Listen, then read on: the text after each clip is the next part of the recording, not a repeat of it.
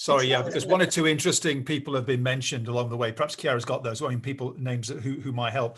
I mean, again, ultimately, by the end of the day, it'd be nice if we had a notion that at least those of us on the call, one of us would take one of these chunks and just try and elaborate it and delve down a little bit. You know, I'm happy to look at the data engineering perspective, but I'd be delighted if Glenn or Ben could look at data model life cycles or the platform side of it, just to kind of help flesh that out. And if Frank would look at policies, we can just kind of build out a little bit more detail on this for the next time we meet. Yeah, I'm happy to do the life cycle one. Thank you. Sorry, Ben.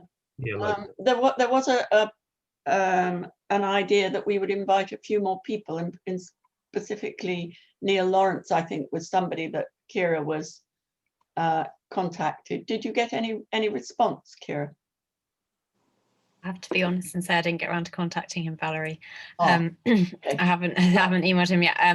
Well, maybe he, I don't know. I mean, maybe we need to look at these sections, and if there are ones where we don't have the right people, maybe there are a few more people we could invite to I think there probably are. I think that's right. I think people like Ben would be a natural, Goldacre would be a natural person to slot into platforms as well. Neil, I think we could interest them in it, certainly. Yeah. I can help you reach out with those people, Chiara. No, it's more to get a sense of a reasonably comprehensive set of deliberations across the data, if you like, challenges, and not kind of miss anything large. And Dennis already reminded us about the issue around varieties of practice across different jurisdictions, both also cultural, different approaches to the fundamental concept of privacy, public health. Decentralized versus centralized models are kind of interesting. They've come to again, where you put the lessons learned there would be interesting, but some general feeling that we've dismantled a lot of local collection capability in the view that it's all better to be centralized. And of course, that speaks to a very deep view about the best way to build these architectures fundamentally. Is there one, unlikely there's one model to rule them all, because different sectors operate in different ways. One thing I would be interested in is, where do we think we put this issue? I suppose it's licensing, really. The fact that a lot of the special arrangements for access to data, I don't know whether they've been extended at this point beyond the end of December, but they were set up to extend to the end of the calendar year, and how those sorts of comprehensive discussions on maintaining availability across licensing and institutional arrangements like that sort are maintained. Where's the guiding mind on all of that? Does the ONS, I mean, it has an ability to do some of this linkage. Has it been given, is there talk of it being given additional powers in this space? I know in the National Data Strategy consultation we've just done, Ian Diamond was up for quite a lot of additional capability being pushed the ONS way, but do we know? Yeah, we had in the construction of the Delve report, we had a bit of a few discussions with Ian Diamond, and Ian Diamond had been involved in various ways earlier on in trying to get access to data here, there, and everywhere. And so the Delve recommendations about the ONS having more power in certain areas was a recommendation that Ian Diamond would welcome, should we say? Okay, that's important to know. Yeah. I was involved in a couple of the responses to the National Data Strategy. It's interesting, if you were to look at the National Data Strategy and ask yourself the blunt question, how is anything in that document helpful toward the ambition of what we might want to do to meet a challenge like this? There was a question about just how far the so-called National Data Strategy would or wouldn't help. That's something we might want to reflect on, because I guess that will be on the minds of ministers in places like DCMS that are meant to carry some of the responsibility for this. But that might be too parochial. Again, the chapters, I guess, Dennis and Valerie, how far are the chapters seeking to be fundamentally internationalist versus national experience and learning? I think you're muted, Dennis. Internationalist. Yeah. Good. Yeah.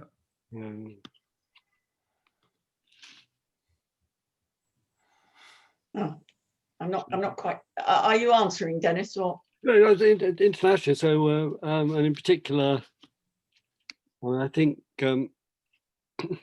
any comparative remarks about different other countries' experiences would be useful. I mean, whether we can learn from them and do the same in the future, or whether we have to just plan for a future where different countries will have radically different data availability, and we have to think of a way around that. The other question I was thinking you're talking about sort of getting data and delays in it. Again, I mean, I think one challenge is to try and identify what sort of data it will really be important you have at your fingertips when something comes up, that a new disease. So roll the clock back to January.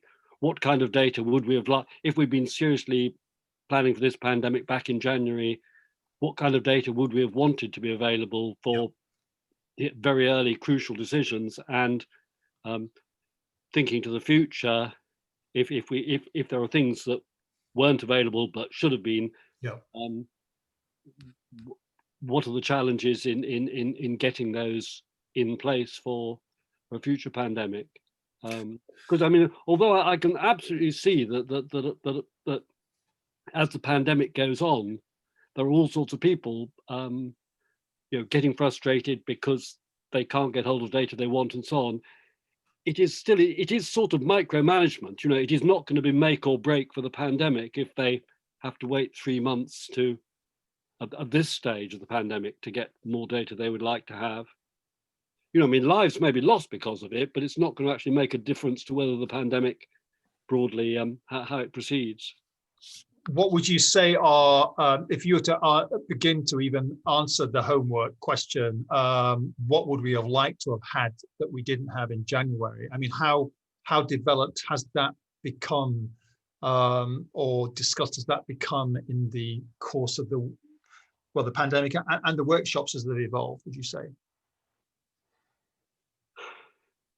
I mean, I guess on surveillance across the world, I mean, an obvious thing to pick up on is, in January and February, we should have picked up on the virus having got into Europe and ski resorts or wherever, rather than planning on the basis that we were safe as long as we didn't get it coming straight from China to us, which seems to have been the big European mistake, if you like.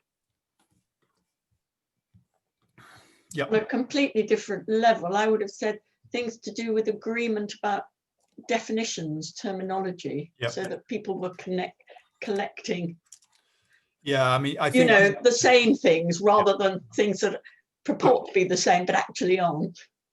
I think that's why the prosaic stuff around data engineering turned out to be quite important, because without the agreements in place ahead of time, you spend a lot of time comparing like with unlike, and or realizing that there are real issues around ambiguity that you didn't appreciate. Yeah, I think that's and again, we touch on some of that in terms of gross average statistics for this or that, or definitions of actually what hospitalization meant. I mean, endless numbers of things. You wouldn't get everything right, but yeah. And in infectious diseases modeling, do you think, I think I had this conversation with Dennis as we just came on right at the beginning, do you think controlled vocabularies, this has been a forcing function on them? Have we seen real improvement there, or is it still quite a lot of sticking plaster? I don't know. Okay, yeah. I don't know if other people might, I'm not very involved in using the data. So. Yeah. I get the impression from what I read that it's still a problem. It's not entirely solved, at all. What do you mean by that, Nigel? I'm not quite sure. Well, just the notion of some of the things were picked up in Delve, the obvious things, but just things like are the concept hierarchies. In fact, this was something that came through in the presentation of our workshop, was the people who spend a lot of time just maintaining current and active ontologies to describe emerging concepts in the modeling or in the domain itself. Of course, you know, that happens as well. There's a lot of neologisms in this world where new concepts are being uncovered. Yeah. I mean, is that something you recognize? Glenn? Yeah, I would say so. I mean, I guess. Yeah, I'm not sure how much of a block it is to accessing the data, but perhaps in terms of communication, I can see that it is. I think the thought was it was difficult then to compare and contrast. I think that was definitely something that came out. Yeah, it'd be surprising if it didn't, because in very well established areas where they've been working for years, you know, manufacturing, engineering, design, they spend a large amount of time trying to build controlled vocabularies and do the change control in them so that they can actually make the interoperation work. I think the person who's held up as an example was Rod Page, who does this stuff on iPhilo rants. The blog spot, that's something that was pointed out to me, was interesting. Okay. Yeah.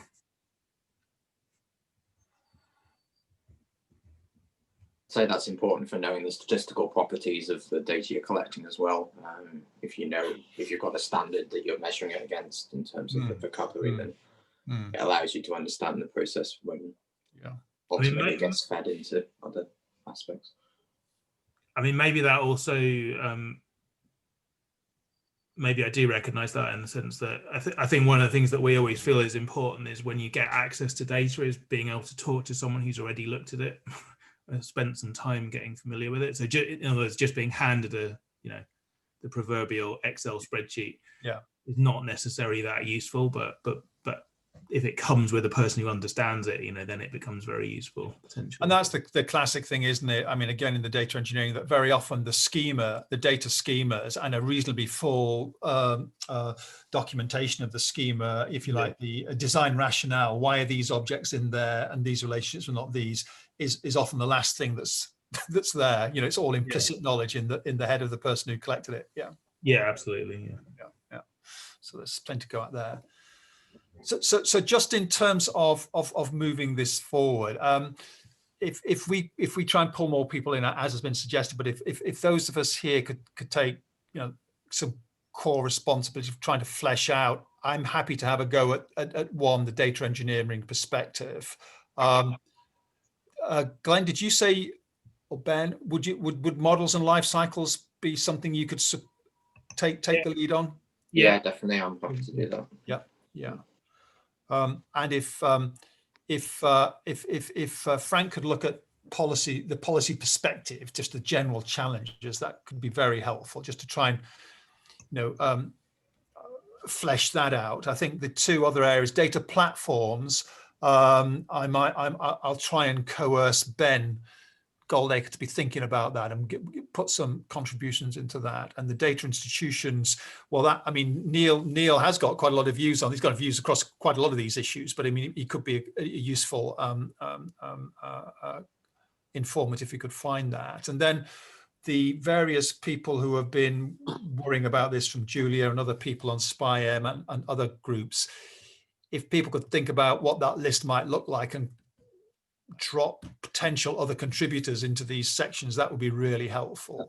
I'll write immediately after this. Or later today, I'll write to Julia and to Daniela just to ask them for their views. It seems to me that, as I think Valerie mentioned earlier, we definitely need people from them. I mean, they were the ones that were handling the data in major ways early on. So, I mean, another person would be Jasmina, who sent a Slack message that she was going to be here at 10:30. I guess her meeting is still running over because she's not here. But she's another person who's involved in using the data. No, I don't know Jasmina, Valerie. Okay, and I forget her full surname. It's Jasmina something beginning with P, like Panofska or something, Griffiths. Oh, She's part of this group anyway, just Yes, like today or yes. something. Yeah, okay, so we can. Yeah. Yes, and we do, what we don't want to lose in this segmentation is the fact of the lived experience of your people who are using data and trying to build models off the back of it. I mean, that's really crucial. Of course, it is. Yeah, and I think Jasmina would have some useful input when she manages to get here. Yeah. there was a recent, wasn't there? There was a recent getting together of people under the auspices of the ATI around responses.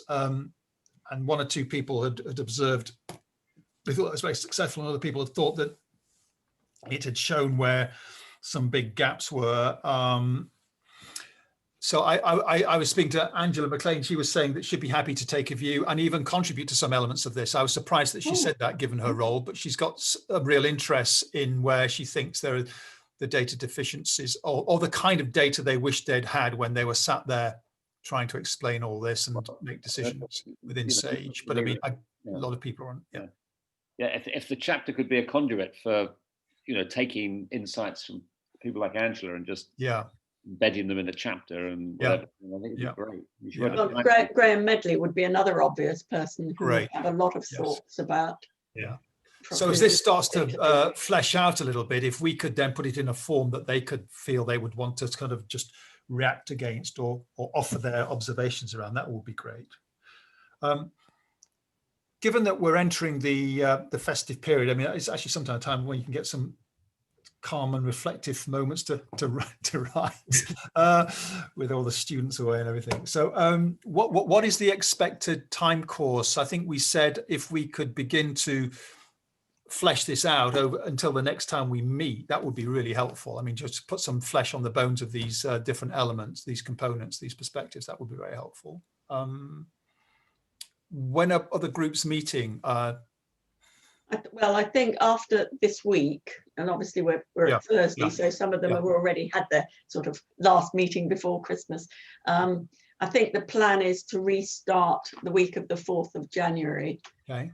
And to schedule meetings for all the groups then, and hope that in that interim people will have, exactly as you say, had a bit of time to at least find some quiet time to think.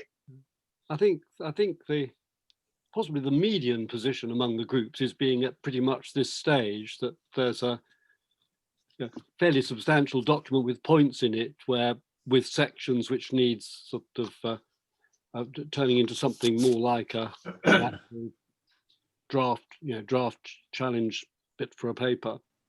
Okay. Well, that's encouraging. So I mean, if people want to convene on perhaps on the 7th or the 14th,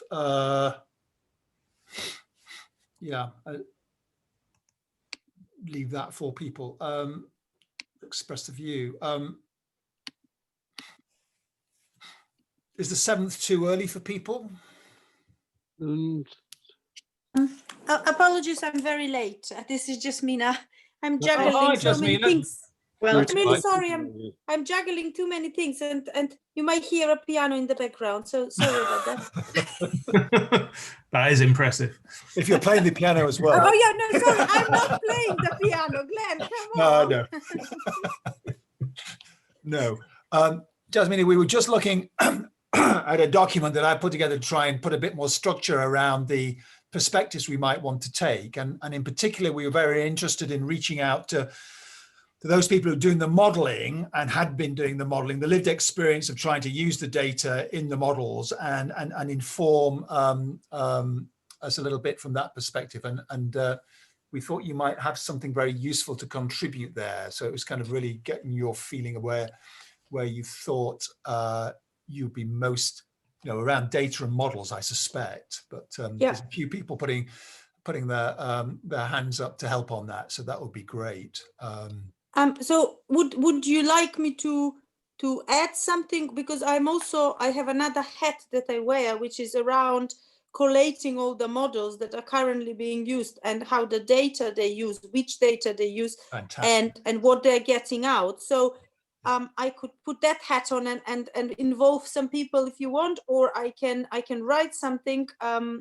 Well, if you could give us the overview of what that's looking like at the moment, I think then we could be more selective about what would be relevant, I think, from this perspective, because I think we're really missing that detailed perspective. Yeah.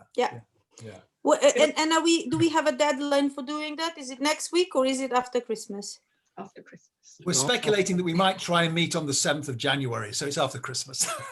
Okay, so 7th of January sounds good. Next week is doable, but it's piling at the moment. I think we thought we'd stop all the IDP activities this week, unless obviously people can do their own thing, but and start again in the new year. So hence the. I think in a way the hope is that people will be doing their own thing. Well, exactly, but not having any of these formal, not very formal, but you know what I mean, meetings. And the other thing I was just going to update Jasmina on was that we were talking about other people that might be involved in terms of the data users, and people like Danny and name's gone for a minute, but anyway, Paul. Sorry, do you mean Paul as well? I didn't, but Paul is another one. But also Nigel was saying that Angela had. Oh, Julia was the other one. Julia. Nigel was saying that Angela had shown some interest and possibly have some time to make some input. And we were suggesting that also Graham would be another obvious person who would have, you know, an overview of what sort of issues they have found in terms of data availability or non-availability and compatibility, all the other things. So we've sort of identified a few people, but obviously that will go forward. I mean, I mentioned this to Graham at some point, that this was Graham Medley, you mean, right? Yes, indeed. Yeah. So so I think he knows of this happening, and as long as he has time, I think he would like to be involved. But I think that's best come from Valerie and Dennis as an official kind of invite. I think, and I can send him a separate one just to kind of. I think what we'd like to do is put a little bit more flesh on the bones of what the structure of this thing would be, and what the insights we're looking for are, and I'm sure they have really so many they could bring. We just need to be efficient with their time. And in a way, I think, Jasmine, if you could, just give us a sense of what you're finding out already, or what your sense of the overview looks like in terms of variety, types, surprising insights, or is that still work in progress as you synthesize that? So simply speaking, if we calibrate to the data of the first wave, and we project the second wave, we don't always get what the second wave looks like. So for example, if we do a simple calibration with just 3 parameters, say the infection rate and the number of people you have infected at the onset and the testing rate, and if you calibrate this to the first wave, you get 3 different values. And if you calibrate this to the first and the second wave, you get either one average value, which is different to the one you had for the first wave, or you calibrate it as a step function with 2 separate waves. So it's a decision of the modeler how they're going to do that, and whether they consider the first and the second wave 2 separate entities because of the behavioral changes that happen between them. And I think that's one thing that I'm trying to do, is collate all the models and fit them to the same data. And when I say all the models, that doesn't have to be all. So for example, Danny and Paul's model, we are involved. We have involved because I know that they are quite heavily involved here. And so that model versus, say, for example, a couple of models that my group has developed, then a model from Imperial, and we're trying to draw together models that are most similar in their assumptions, because obviously a model assumption will perturbate through the epidemic trajectory and produce a prediction that is very strongly correlated to the assumptions. And I think this is an important aspect when we talk about data. What data are you using? And is this publicly available? And it's not, even if it's not publicly available, can it be available via these data lakes that I mentioned before? And then everybody can validate against the same. So when you do a cross-model validation, you're doing it for the same data. This is the sort of work that I'm trying to do at the moment. Okay. And if you were to take something like the, I mean, obviously, I mean, I don't know whether, I mean, but if the MPIs, you know, what behavioural changes may or may not have been effective, or when they were implemented, or when the I guess the question is, do we have a sense of whether the data was adequate to even noticing those changes? Of course, mobility data would have been one, economic transactions may have been another, but is that, do you have a sense of the data you wished you'd had to be able to answer those questions more accurately as well? Yes, I guess yes. I would like, there are some data that I would like to know, and they would be, for example, much better granulated data on contact interaction. So we're talking about people isolating. Initially, we all assumed that everyone adhered to isolation strongly. Then suddenly it wasn't clear that everyone was adhering to isolation. And that is a really big difference within the model, because it obviously changes the constraint of your epidemic trajectory. And simple as that. So, and I guess I always talk about the data at the early stage of the pandemic, which was scarce, but was used to give a good enough prediction versus, or you know, a plausible, let's call it prediction, not good enough, versus data now we have for 10 months and across different settings where you have different pandemics. So if ideally I had the time and I could calibrate the epidemic trajectories, all three, including the hospitalizations, for example, across all the countries in the world, we will know a lot more than if we do this per setting, right? Yeah, brilliant. Okay, so I mean, it's that kind of insight about, you know, and as we've understood more, we've collected more, we've noticed granularity is different, that there are regional differences, that of course different administrations are implementing different MP, you know, all of this richness starts to impact the data we'd like to have and how we use it in our models, I guess. Well, that would be really great. That would be great to have that perspective. So if you could sort of summarize some of those issues together, that will allow us, I think, to be much more informed about the other aspects of the data engineering challenge. You know, what would it take to even supply data that's of a higher fidelity or better provenance, or securely accessible when and how you need it, etc. Yeah. So I'm summarizing for myself. So summarize how the challenges of using the data in modeling in a way, and across the epidemic. Yeah. I mean, so that we've got some grounded. And I think Glenn and Ben are also going to help us on that whole idea of what the experience has been of using data and what you'd have liked, what you would like for the next one, kind of idea. What would continuous surveillance, if it were even possible, want to be noticing? Yeah. Good. I mean, Glenn and Ben, maybe we can speak until you guys go on holiday next week, and I'll draft something and then we tighten it up like we were doing for the modeling paper, no? And there's a chapter structure, a very rough perspective chapter that's in the Dropbox as well. So. I had a look at it this morning. I don't know if we went through details of it, but in general, I quite liked it. Yeah. Okay. Cool. Yeah. Good. Well, I think that's. I'm reassured to hear that we're not so far off the mark now in terms of other people's kind of deliberations. I was kind of slightly. We've caught up very fast. What happened with the estimation? Did that progress yesterday? Not a lot.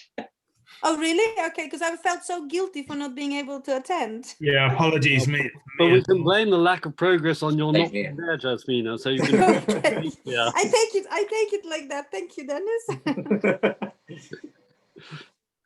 But so there hasn't been progress then on that. I think there's been.